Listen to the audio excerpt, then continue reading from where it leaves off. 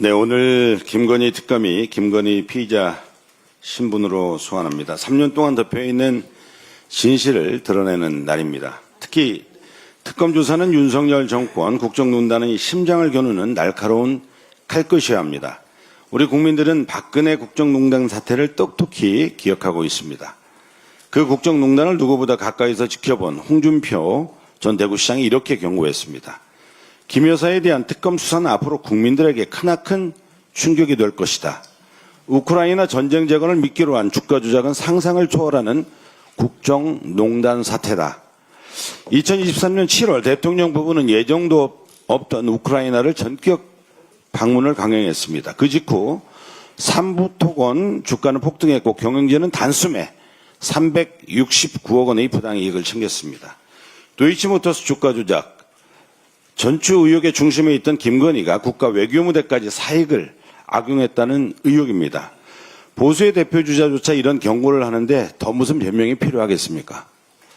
사실이라면 박근혜 시절 승마 지원은 비교조차 되지 않는 천일 공로한 국정농단입니다. 도이치모터스 주가 조작, 공천 개입, 건진법사 청탁, 그리고 우크라이나 게이트까지 16개에 달하는 권력형 비리 한가운데 김건희가 있습니다. 이 모든 사건의 본질은 하나입니다. 비선이 권력을 틀어쥐고 사유화하고 그 힘으로 사익을 챙기는 국정농단입니다. 특검에 분명하게 요구합니다. 김건희 사건은 단순한 개인 비위가 아니라 역대 정권 중 최악의 권력 사유화 범죄입니다. 권력 사유화로 전모를 낱낱이 파헤치고 외교까지 동원된 경위와 결정 과정, 배후와 이익 구조까지도 철저하게 파헤쳐내야 합니다. 늦었지만 특검이 지난 3년간 굳게 닫혀있던 진실의 문을 활짝 열고 국민이 납득할 때까지 끝까지 멈추지 않길 바랍니다. 오늘이 그 시작입니다. 국민의힘은 필리버스터를 빙자한 아무 말 대잔치로 민주적 절차를 훼손하는 행위를 즉각 중단해야 합니다. 어제 국회 본회의에서 공영방송의 독립성과 투명성을 위한 방송 3법이 국민의힘 필리버스터로 불구하고 통과됐습니다. 방송 3법 통과는 이재명 정부가 주권자 국민들께 방송을 돌려드리고 정치 권력이 더 이상 방송을 장악하지 않겠다는 대국민 선언입니다.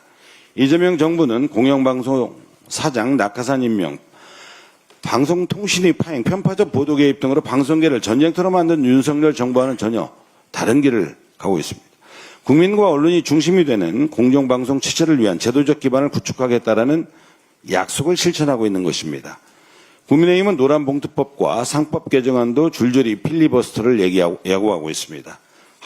하청 노동자의 최선의 권리를 보장하는 법, 자본시장 투명성을 높여 코스피 5천을 현실로 만든 법안들까지 정쟁의 도구로 삼는다면 국민의힘은 과연 누구를 위한 정당입니까? 지금 국회 갈 일은 명확합니다.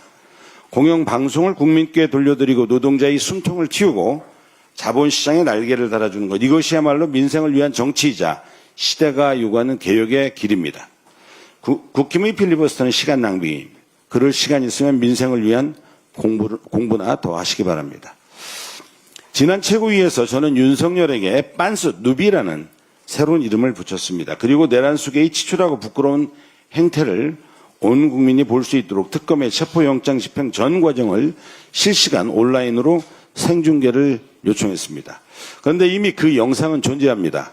언론 보도에 따르면 특검팀은 교도관 바디캠을 통해 지난 1일 윤석열 1차 체포영장 집행 전 과정을 모두 녹화했습니다. 법무부와 특검은 주저하지 말고 즉시 영상을 공개하십시오. 대한민국 법 집행이 윤석열에게 더는 끌려다녀서는 안 됩니다. 국민의 알 권리이자 법치를 바로 세우라는 국민의 절대 명령입니다.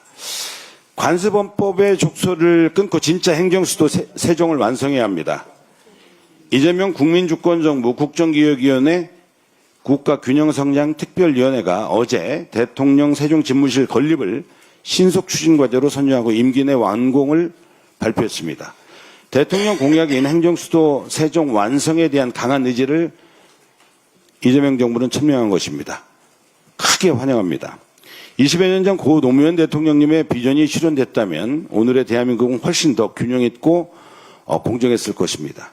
국민주권 시대는 달라져야 합니다. 우리 당과 국회가 나서 이재명 정부의 지역균형 발전 전략을 강력하게 뒷받침하겠습니다. 저는 내년 6월 지방선거 시점에 맞춰 대한민국 행정수도를 법률로 명시하는 원포인트 개헌을 제안합니다. 세종이 행정수도로 서는 것이 선택이 아니라 대한민국의 생존 전략입니다. 이상입니다.